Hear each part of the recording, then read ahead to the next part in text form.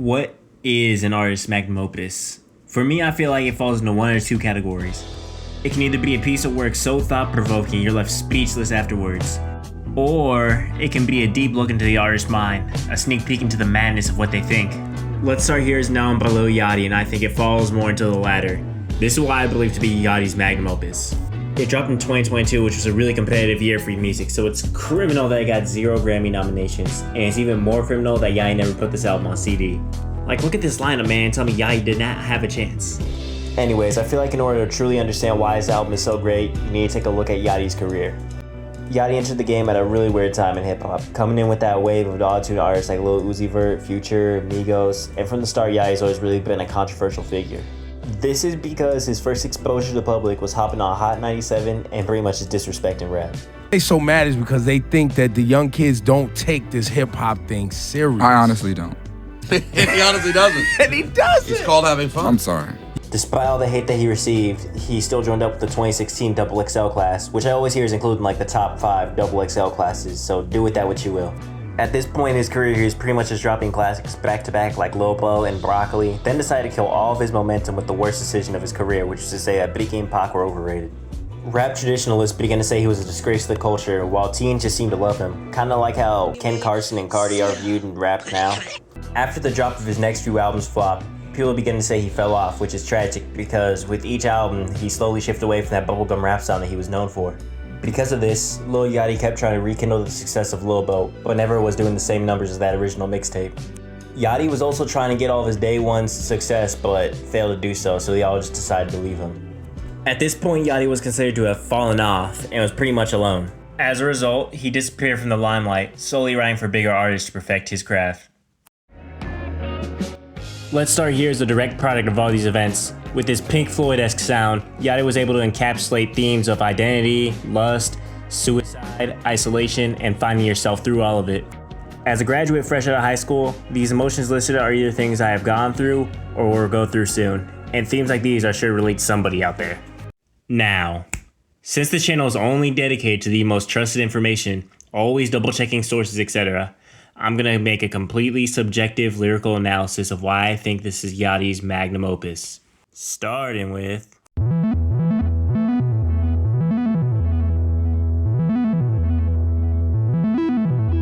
This is a 7-minute hunk of an opener, which is a great job at opening the album, showcasing that it isn't just a retread of Lil Boat, but an evolution from the bubblegum rap to psychedelic rock.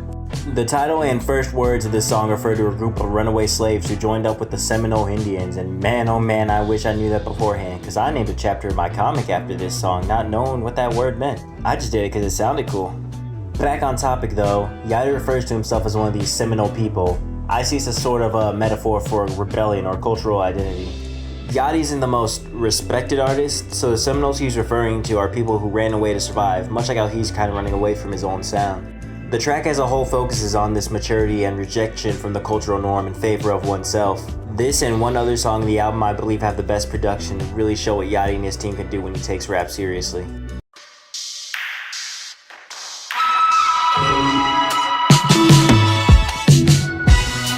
Despite the positive beat and curvy tone of this song, the ride is a reflective track, questioning if the ride to popularity was even worth it.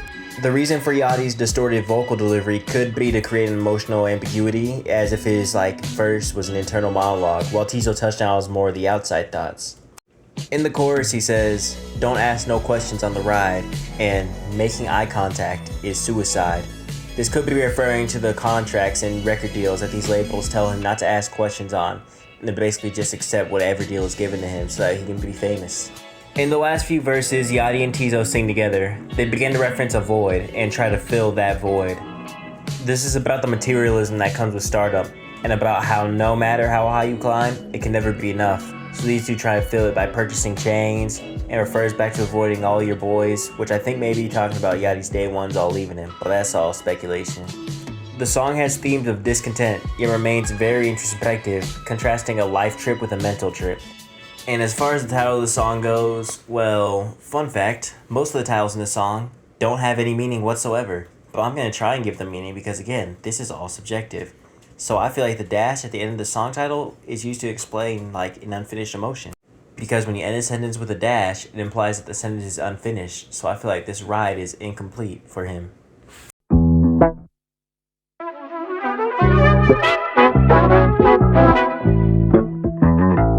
The ride transitions perfectly into the song, both sound-wise and emotionally, as it also transitions from an internal crisis to an external one as a result of internal ideas. This song is about Yachty begging for his lover to stay with him. Yachty isn't necessarily the good guy either in this scenario, as in the part where he says, "If I told you all my secrets, baby girl, would you look in my eyes and feel deceived? Well, I can't let you leave. I've told you far too much. Now you gotta stick with me." Which can either be interpreted as him pertaining to share deep secrets so she'll stay with him, or genuine fear that she knows too much and will tell everyone. Regardless, the title and the chorus come from how he feels about the relationship falling apart, and how he wants to enjoy it before she cuts it off. Most of these lyrics involve Yachty's denial of the state of the relationship, kind of offering a contrast to the chorus, where he knows he's out of time, but denies it nonetheless. This track marks a thematic shift in the album of sorts, going from ideas of identity to conflict from internal anxiety such as regret. Running Out of Time specifically captures the weight of growing up and changing, deepening ourselves into Yachty's mind. The darker tones of this song contrast well with the very relaxed and happy-go-lucky beat.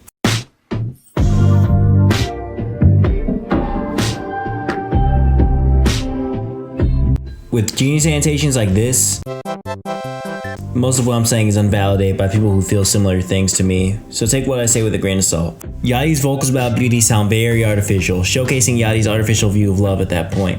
Just like every song in this album, the jolly sounds have a deeper meaning when looking at the lyrics. On the surface of this song, it sounds like he's just rapping about the beauty of a woman, but most of the compliments seem to be very surface level, unless he's talking about body or sex. Then he gets very detailed. This is where the themes of lust come into play. Yachty choosing to see her for how she can fulfill him instead of seeing her as an individual. She's a keeper, so I throw out the receipt. Said I'd die for that, see, R.I.P. This track reinforces the idea that Yachty has a problem with using love as an escape from real problems. The idealization of intimacy over love. Also showcasing how detached he's become from that emotion. It further reinforces not knowing who you are with the strange feel of the track, leaving a more confused feeling when listening to it, not knowing really how to feel. I've seen, I've seen failure a few times. More recently than before, actually. The failure. Failure, that took time to understand. Failure doesn't mean defeat. So try again. Should try even harder. Revise your steps and rewrite your future. You never know how close you are to success.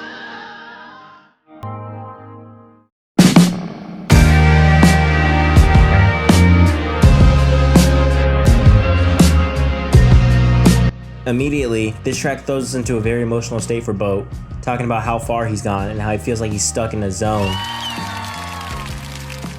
This zone is more of a metaphor for how he's isolated from everybody else. It's heavily implied that this zone is a mental prison for him, which foreshadows another track in this album that I will get to later. This is a full-fledged deep dive into the feelings that Yachty has most definitely been keeping bottled up throughout his entire career.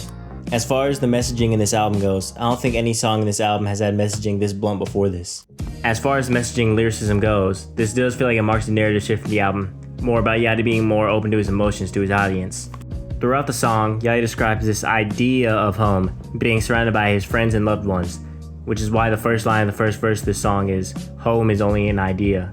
Then goes on to explain how this idea of home is what caused his own isolation to begin with, talking about all of his day ones and everyone else in general just left him, making him feel like a million miles from home. Yachty then brings up the same girl he's been singing about in the last few songs, talking about the negative direction of the relationship. Justine Skye returns as a feature to talk about her idea of home now it's a stable relationship.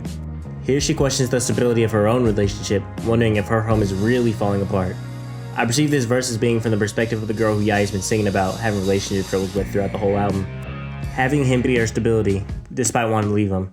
It's like home to her is just not sure if she wants to leave or not. In my humble opinion, second best track on the album.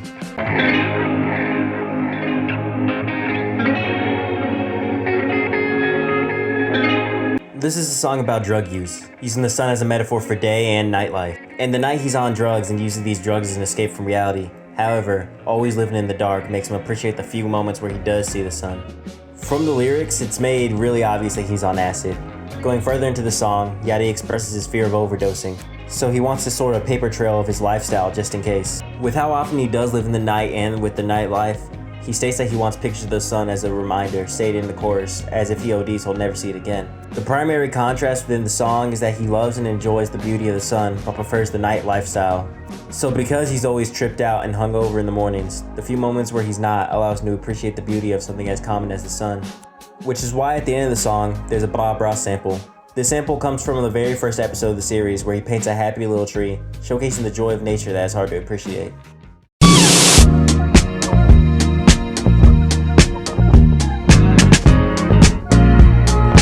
Kicking off the second half of the album, we have a song about love making.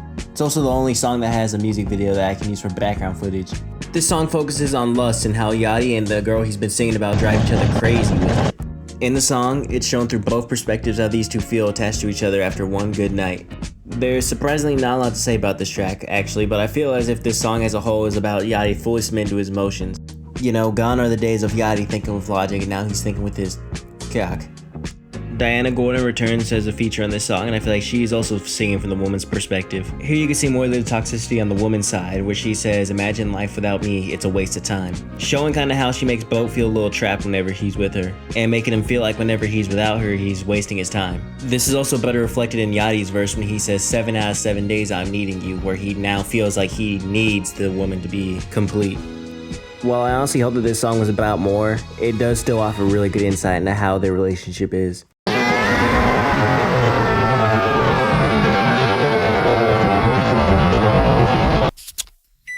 This is, in my opinion, the best song of the album. It starts off with this innocent 30-second sample from a Caretaker song, made to create this little ambient tone before being slowly cut off by a few gunshots and a sample of Chris Griffin falling off the cliff. This is where the tone changes and it's drastically distorted into spiraling noise. Everything I mentioned before about this album theme-wise comes into play here. Most comparably though, I feel like it does share a lot of the same themes as The Zone.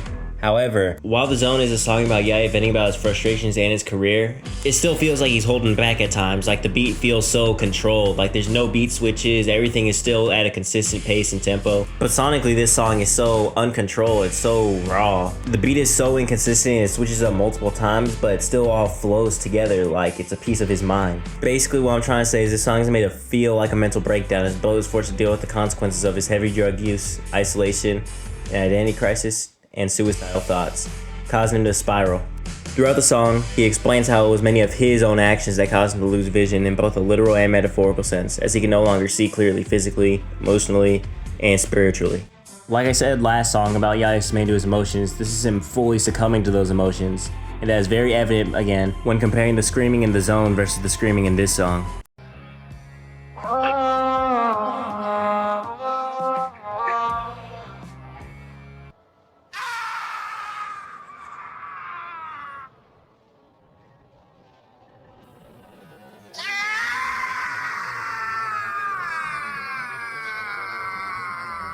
As you can hear from both of the screams, you can definitely hear that one scream is definitely more suppressed than the other. That's because this song is literally Yachty just letting out his true emotions. He raps about not knowing who to trust, feeling paranoid and lost in this world. Boat even talks about cloning himself because he's just that alone. Whole time he's singing this song, it's highly implied that he's off some. But unlike how in We Saw the Sun where he's using these drugs to escape, they're no longer working to help him escape his issues. He's having to face these issues now even on drugs. This is where I feel like the main message of the album is found, which is being that changing yourself for the better, but in order to evolve, you must confront the darkest parts of yourself. Halfway through the song, the beat soothes down as Donna Gordon hops on and delivers some vocals. It feels like she's the narrator of Boat's story, talking to both the listener and Yachty. She urges both of us not to waste our tears on things that don't matter in the long term, to focus on yourself. For Yachty, she warns him about not getting caught up in other people's drama. She begins to talk about how even though he's alone, there are still people out there praying for him. And there are people out there for him. The voice slowly fades back into Yachty's head as the song closes and the drug trip he's on ends. With the end of this collapse comes some clarity of who he truly is.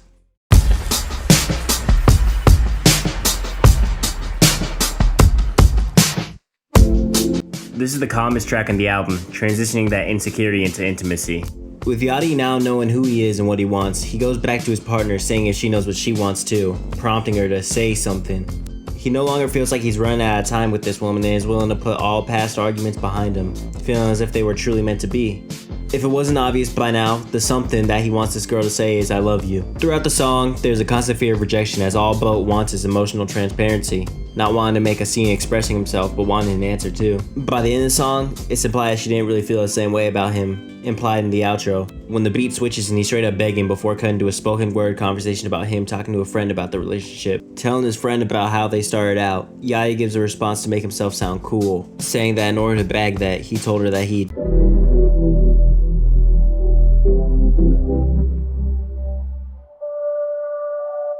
This song is about how love is a drug, comparing it to a drug trip. He feels like this love has him fiending for her, thinking about overdosing on her, but all in all it just has him feeling attached and wanting to come back for more.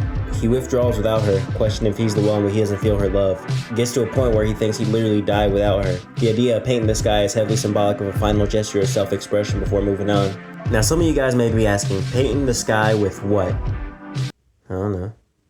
The song as a whole, however, shows that Boat's clarity hasn't been fully restored, but in spite of that, he continues forward and just accepts what's going to come next.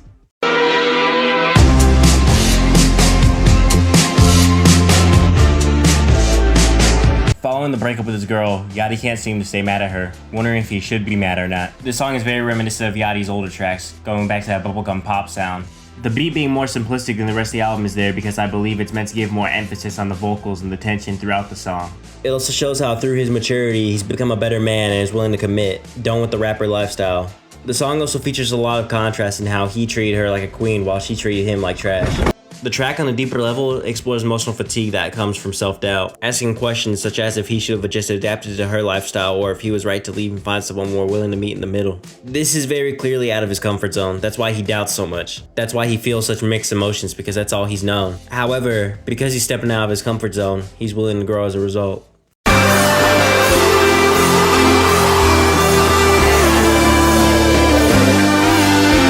The song is paced like a train, going really fast and abruptly slowing down occasionally. While this was my least favorite track on the first few listens, it has grown on me a bit. And when Fauci comes in, oh my goodness, I'm floating. For those of you who don't know, which I assume is a lot of you, alchemy is the concept of turning a metal as dull as lead into something as shiny as gold. This metaphor is used to describe his once tin heart now forming the gold, saying, "Learn to love, now I'm not like the tin man." For being the second to last track of the album, it does a good job of showing how Yachty has matured. He no longer cares about the fame, materialism, and superficial love, and realizes that he has something more spiritual ahead. It reflects him no longer chasing the person that others want him to be, but instead being who he really is. Again, you might not like this track at first, but it does grow on you and does a good job leading to the final track of the album.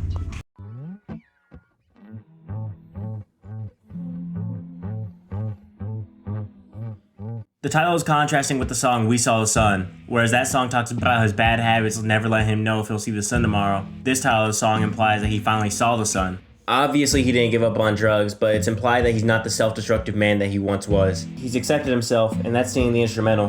While seeming a little chaotic at first, it seems very controlled, like he has control of the negative parts of himself now. And even past the chaos, the beat is very serene and ambient, giving the vibe of true acceptance. In the Daniel Caesar verse, he refers to a three-eyed man, the third eye referencing a spiritual awakening. Though he's accepted himself, he still has doubts on if there's good in him. He's accepted himself, but still growing. This is what I feel is also hinted at in the outro, where it plays snippets of each song in backwards order. This could be implying a musical loop, such as in the Igor outro, where he hasn't truly learned, but is going to go through this loop infinitely. But I believe it's offering reflection off of this reflective album, looking back on the journey and how he got here. And that's the album.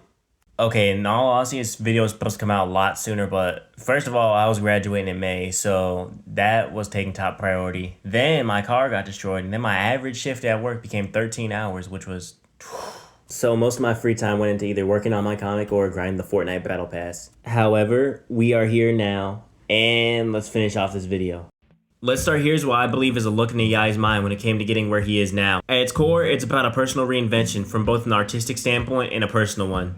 Yachty may have lost his ego, but gained acceptance. The true message of this album is that true growth requires destruction. It was uncomfortable at times, it was messy at times, but he broke it down to something that was authentically his, and how he remained real in a world obsessed with performance. Now here is my favorite genius quote.